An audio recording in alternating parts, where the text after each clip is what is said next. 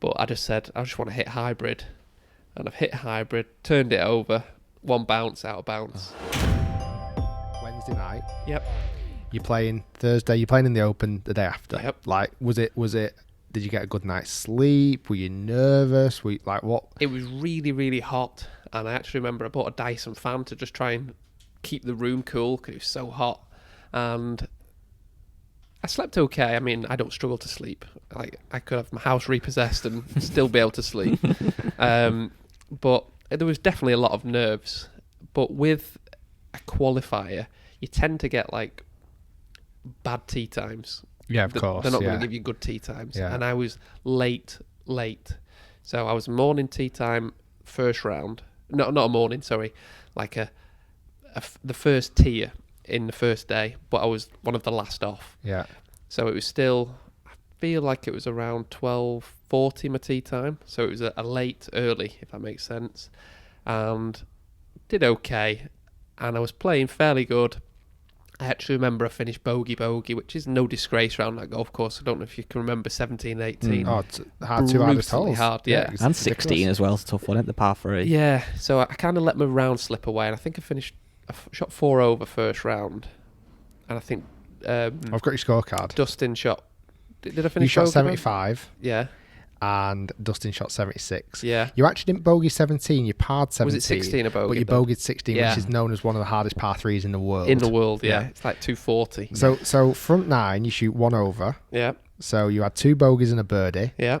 What was it like having that first birdie on number 8, par 3, by the side? Amazing, because I remember hit great 7-iron in, and then just hit a perfect putt straight in the middle from about 20 feet, and like all my gang, my supporters, like went cheered because I was playing fairly well. I wasn't putting a foot wrong really. No. I was just playing steady golf and keeping it in play. I want to rewind just the 8 holes earlier. Yep. First tee on the championship on the Thursday first. Like, what the hell was going through your mind there? Well, I just remember being stood on the first tee, like looking up at all my friends and family, and like, because it was packed, wasn't it? Yeah, but I wasn't really concentrating on what I was doing. I was just like, "Yeah, you all right? You all right? Hey, nice to see you. Nice to see you." Like, and I was thinking, like, "Come on, need to concentrate. How far do we need to hit this first shot?" You know what I mean? What? And stood there like, And that was then the 4-iron, the deep breaths, and Yeah. 4-iron. Yeah. Sorry, I'm kind of we jumping went from back to pillar it to post, before. but I just don't want to miss anything. I want to capture like your emotion at the time. Like, it's all like the 4-iron, the bullet 4-iron that went 250 down the middle of the fairway. That's good. But how the hell do you feel at that moment in time? Like, I don't understand how you can do it. I just remember thinking, like, just try and make a good swing. Yeah. Like, and you have all sorts of like thoughts, but I was hitting it fairly good at the time and just hit a rocket down the middle. Do any, because I know right now, if I'm saying right now, if literally somebody said to me next week you're playing in the Open and the first tee you've got to hit a tee shot, Yeah. I would keep getting flashbacks of like a horrendous shot. Yeah. Like, I would think of shanking it and hitting someone in the head. Back foot 4-iron shank. Like, does that ever pop up into your mind? I can't remember the last time I shanked it. I know, So- but like, But that's I the don't. difference. That's the difference, though, isn't it? Because like, I'm not being funny. If you were in his situation at St Anne's, you probably wouldn't have got through. That's why he's at elite level, because you don't think like that, or very rarely. That's what I'm trying to digest. Yeah. Like, really get into. It doesn't matter. I'm not sure. It doesn't matter how good I can possibly play. There's always a horrible demon somewhere that just wants me to hit I'm the a same, horrendous shot. I think that's obviously part of golf is ability, obviously, but a massive part, and obviously James knows much more than we do, is that mindset, isn't it? Yeah, and mindset is something you create in your own head. It's not real. You can't touch it. You can't pick it up. It's something you create in your own head. So if you're in a good place mentally, it doesn't matter how you feel. Like, if you can control that in your own head and your own emotions, it's not something real, is it? You know what I That's mean? true. Like, you can't touch it. But again, going back to the story we said in the first podcast, from 2000 to 2017, you've got rid of those demons by playing a lot of amazing golf. Like, you've spent a lot of your time under par, Yep. a hell of a lot.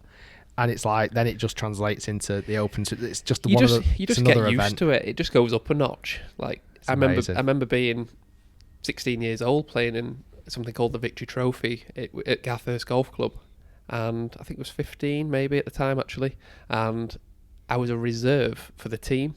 And I remember standing on the first tee, not being able to put the ball on the tee peg, and it was a men's event, and I couldn't put the ball on the tee peg because I was so nervous, and I was a reserve for the team. And you just think, that's laughable now to me. But at the time, it was like the biggest thing I'd ever done, being a reserve in a men's team. But then it just goes up a notch, and you look back 10 years ago and you think, God, I was nervous then. Like, what was I nervous about? What do you think would it take to get you properly nervous? Do you think like first tee Friday Ryder Cup? Or 18th hole over a putt to win the Masters? Like, what would actually properly get you nervous? Something that like means a lot. So I've always tried to like control nerves by saying, this is something you're creating in your own head. And I'm having this conversation with myself and I'm just thinking, this isn't real. You just sat here winding yourself up, making this something when you're good enough to do this. Just hit it. It's just a golf shot. Yeah. So I've always tried to control nerves by just having a word with myself like that. So, and breathing's the biggest one for me. Like, if I can control breathing and have that little chat with myself saying, this isn't actually real. Yeah. Don't be scared of it. It's only be scared if it's going to bite you. If it's going to bite you like an alligator on the golf course. You know what I mean? Okay, so 75 first round. You beat DJ by 1. Are you happy with that round of golf? I was happy, but obviously 16 and 18, it felt like a bit of a windy like finish to the round. It was a bit disappointing because I drove it in the trap on 18, splashed out, made bogey. So it wasn't bad, but I felt like I just let it slip at the end, even though they were hard holes. And at the time, I can't remember. You might like how far away were you from the middle of the pack? Like what was the cut looking like? I was on the mark. Right. I think after that round I was 70th off memory. I'm sure I was bang on like what the cut was going to be. Okay. So then from that, you wake up on the Friday. Yep. Are you thinking I've got to shoot 10 under again like you did? You know, what's the... Are you optimistic of making the cut? Are you feeling like, oh, I'm not sure if I'm going to do it? What was your feelings? I felt like I could definitely make the cut. I'm sure it was about 3:45 tee time. Oh, that's late, isn't it? On the second day.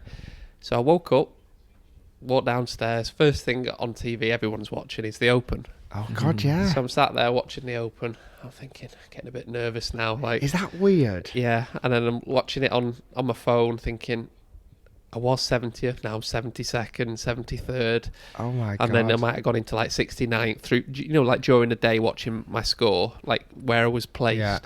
And then I just thought, I need to get out of the house. Like, I've got to go out the house. Like, everyone around me is just talking about golf. Of course. Watching golf. I'm watching it on my phone. I need to get out. I just felt like the nerves were building. I bet. So we went to, you know, Dobby's Garden Centre. I don't know it, no, but have you been to one? No, I've been to one, yeah, I know what you mean. Dobby's Garden Centre, I mean, it's somewhere I've never been before. But I was like, just said to my wife, I said, come on, we just need to go. Let's get out. So jumped in that Flash X5. Nice. Went to Dobby's. Balling. Walked round Dobby's. What kind of time's this then? Bearing in mind, off at 3:45, whatever. This is like lunchtime or a bit 11 earlier. o'clock-ish. Yeah. I must admit, 3:40 time is a really late tea time, isn't it? But it's it a happens long in the time Open. to build up nerves. Yeah. It's a long time. Would you have preferred 6:30 in the morning? Oh, yeah. 100%. I've always done my best golf early. Yeah.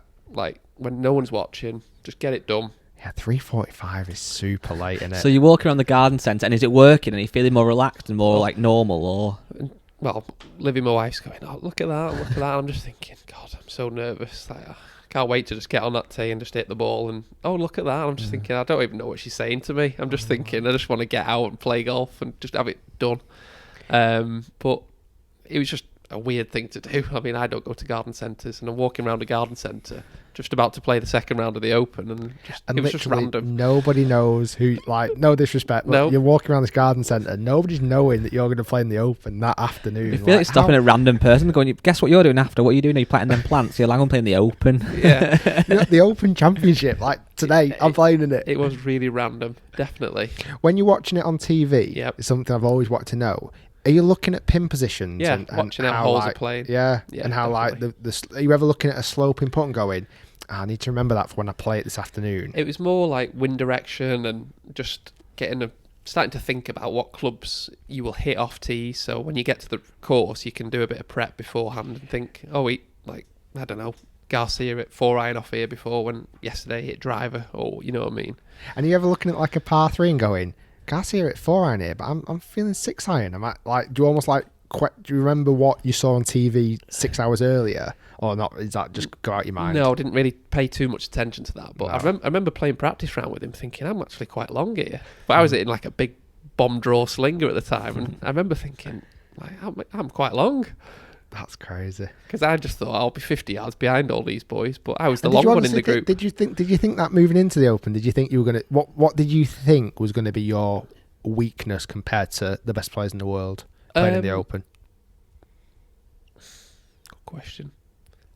I just thought they'd be good at everything, but when you play with them, you just think he's got 2 arms, 2 legs. He's not actually doing that much I was different. going to say, even when you did your practice rounds, were you blown away by the performance compared to what you were doing? I felt like I was the pro and they were the amateurs in the practice What? round, because I just flushed it like in the practice rounds. Did anyone ever say anything? You're hitting it bloody well, or is it just so like normal to It's them? just normal to them. Like they don't really comment. Like Sam after the practice round said, like, you're hitting it good. Like, let's just keep going. And I just kept going to the range, hitting more balls. And before you know it, I started hitting it poorly.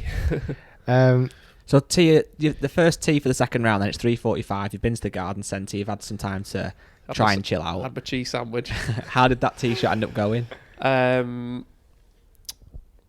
You hit another good one, didn't you? If I remember? Yeah, I did all right. I didn't start the round too badly. I think I may have been one over early You doors. bogeyed the first. Oh, do you know what I did? I hit perfect tee shot down the middle.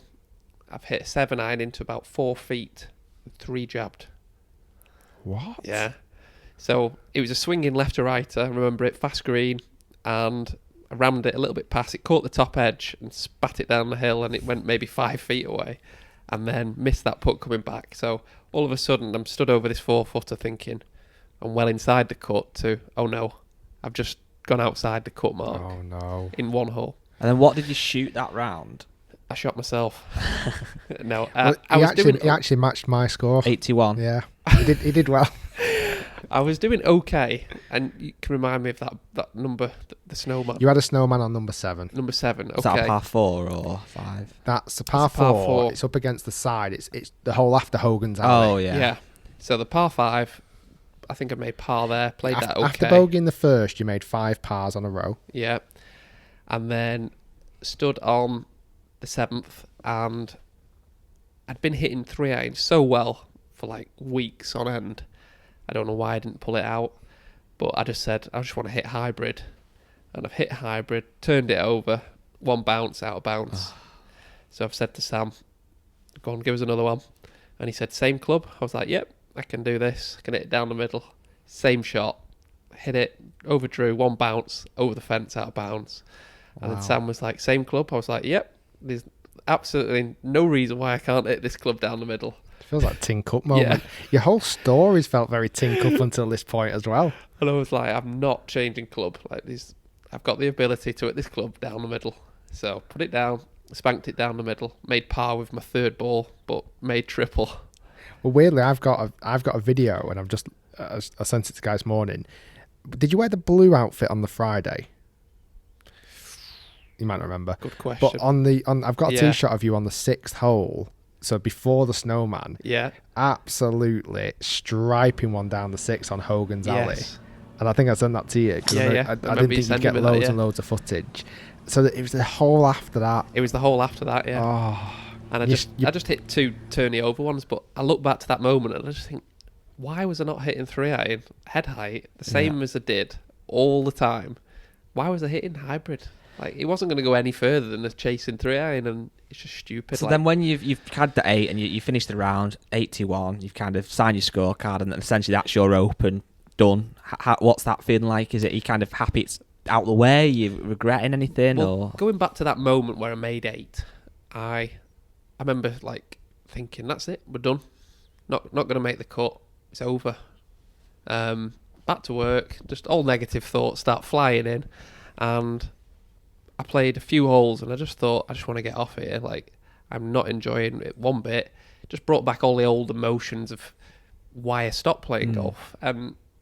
I must have been like a nightmare to work for then. But Sam's just saying, just step back, have a look at what you're doing here. You're still in the open. Let's just try and enjoy the rest of the round.